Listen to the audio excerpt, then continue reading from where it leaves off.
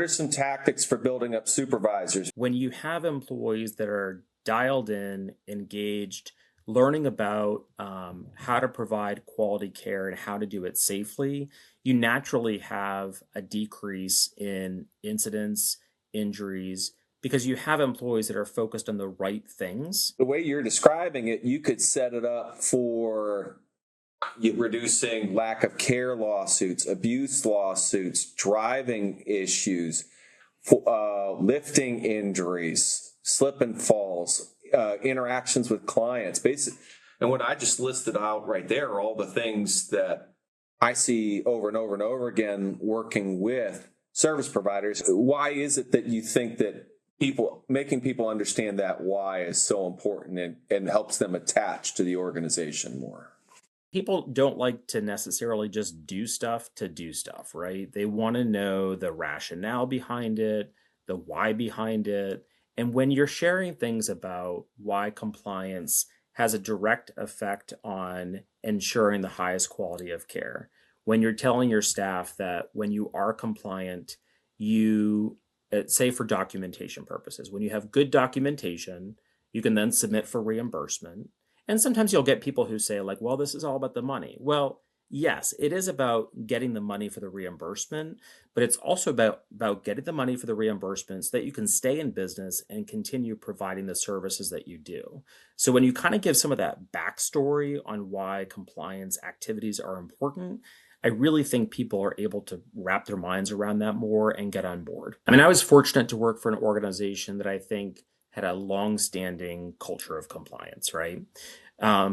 Things that I think were really effective in getting that culture set up and maintaining that culture were a couple of things. Number one, especially with new staff, just getting senior leadership in front of them to explain why compliance was important. Number two was really keeping supervisors, managers, directors continuously updated on compliance changes and the importance of compliance, because it's all filtered down, right? So when you have people at the top stressing the importance of compliance and keeping it fresh and keeping it, in front of your staff, it gets filtered down. And so it's like anything else; it's a top-down kind of thing. The one thing that I think can sometimes be an issue is if there is too much of a focus on the negatives, right? So when you have a compliance-driven organization, which you have to be in human services, it's just so highly regulated, you just have to be that way.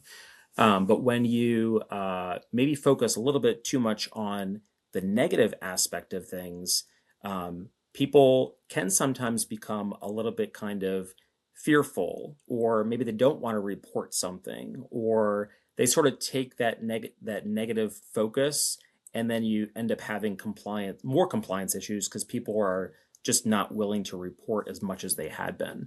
I think, and this organization certainly did this as well, is when you balance that with like celebrating the compliance successes.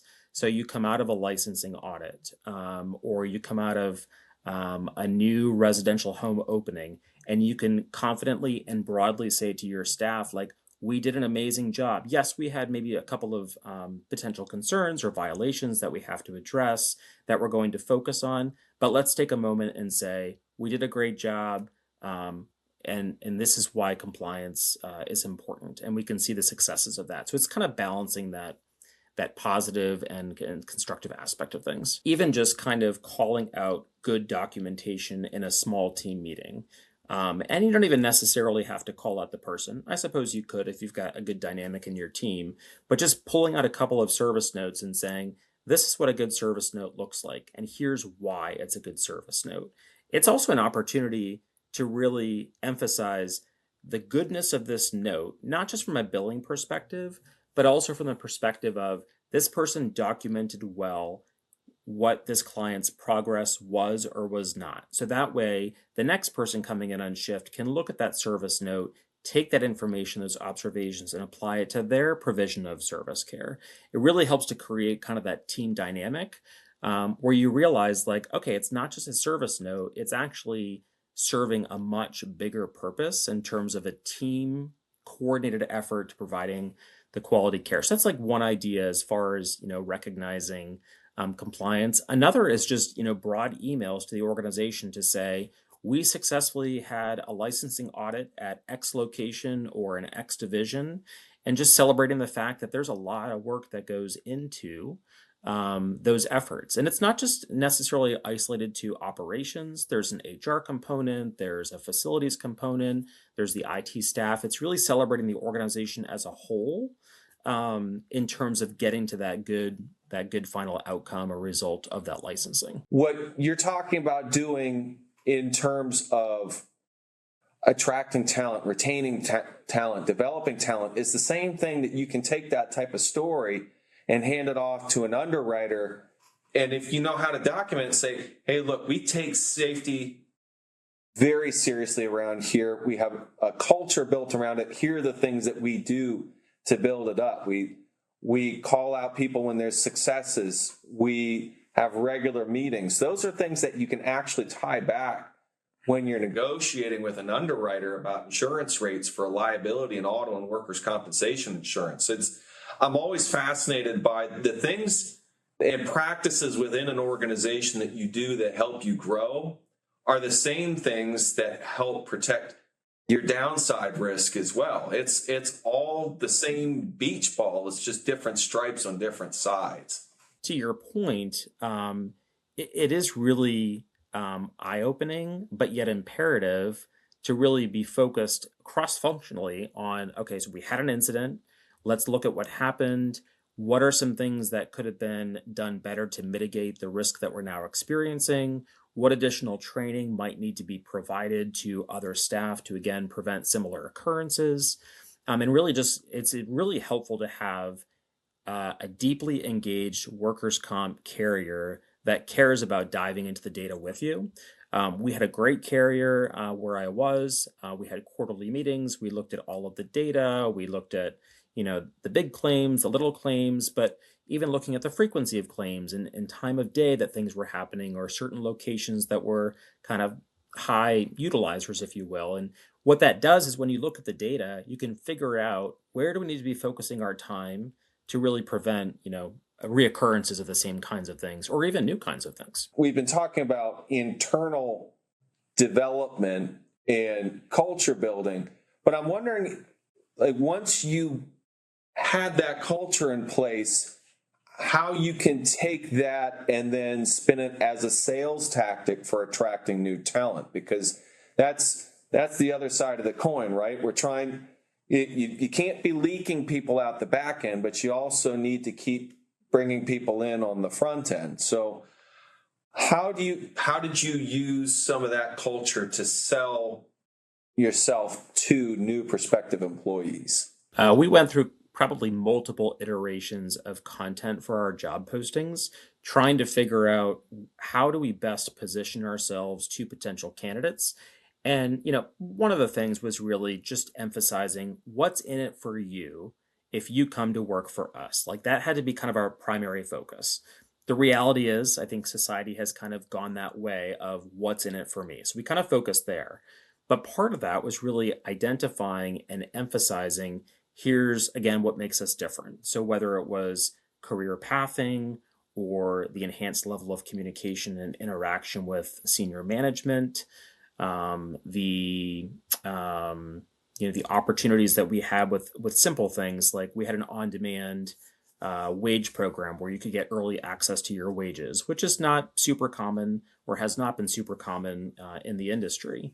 So we really tried to find all those different low-cost, kind of intangible ways in which we were different on the culture front, to be able to emphasize that in our job postings for sure. We also tried to use testimonials of our staff to the fullest extent. So whether that was new hires coming in talking about their experience in the onboarding process, or the 30-year employee that wanted to talk about, here's why I stayed for 30 years and I'm continuing to work here. Leveraging some of those insights, that feedback from staff, to be able to communicate to a broader audience of, well, here's why the people work here who work here. Because it's one thing for HR to say, like, come and work for us, we're great, and all these things.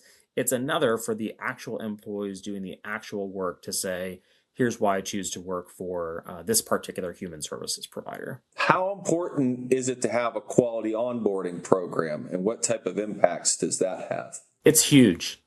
We tracked very closely to see where we had people falling out of employment with the organization and at what junctures. There's a lot of people that can fall out after even 30 days or within that 30-day mark. We would look at 30, 60, 90, and then everything thereafter, just to kind of see like where do we have people dropping out and what are the commonalities. So looking at exit interviews and having conversations with people as they were leaving to help identify, do we have a supervisor issue? Is it a benefits issue? Is it a poor training issue? All of those kinds of things.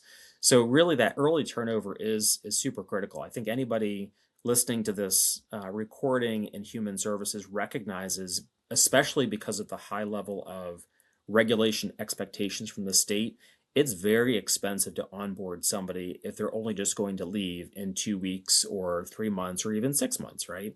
So from an onboarding perspective, it is very, very important to make sure that you're getting the right information in front of your new people at the right time. And we went through a couple different iterations. For a while we did 4 days, 4 full days of orientation, and then we sent them out to the sites. And then we did 1 or 2 days in the classroom, and then did the rest with the virtual learning. The tricky thing with onboarding is that everybody learns differently. Every learner, responds to different kinds of trainings and approaches to training differently. So that's going to be a tricky kind of ongoing issue, just indefinitely. But really just trying to figure out what are the most important topics that you can get in front of people in a limited amount of time, and also thinking about what's a more appropriate classroom topic where you need more of that engagement and information sharing versus a virtual topic where just sitting and learning in front of a computer is probably going to be enough. One of the things that I think is also probably pretty relevant to most organizations is, even if you do a great job of onboarding in the classroom and with the virtual learning options, sometimes and oftentimes you still have people coming to the site and they're like, I don't really know anything about that, or they seem a little bit kind of not really sure of themselves. So a lot of it is really figuring out, okay, so what was discussed in the classroom and on the computer, how do we reinforce that again? At the residential home or at the day program or wherever it is that they've landed, just to kind of tie those concepts back together and help them get to where they need to be. Anytime anybody would finish their official onboarding and orientation and go out to wherever that is they were going to be working, we would have a very robust checklist that was specific to their job that they had to go through, have it signed off by the supervisor that they actually went over those things. And we gave them a long period of time in which to do that. But the reality is, like, when you're in the residential home or the day program and you're actually doing the work, it then clicks, right? One of the things that we leveraged quite a bit was also mentors. So for people who were new to human services, or maybe not even new to human services, but just feeling maybe a little bit not confident in the setting of our organization or the specific site that they were going to, we would offer them the opportunity to be assigned a mentor. That was like, I want to say like a couple month program where they would have regular check-ins with a more seasoned employee doing similar kinds of work as them as a new hire. Regular check-ins to go over, what are you experiencing? What challenges are you having? What questions do you have? And those kinds of things. So having that buddy or mentor was very helpful, because the reality is a lot of employees are more comfortable asking a peer than they are maybe asking a supervisor or management or HR. I think people sometimes think, I look a little bit foolish, or it's a weakness if I ask, but they're more apt to ask a colleague. And so when you can have that good partnership with a mentor, that was very helpful to us too.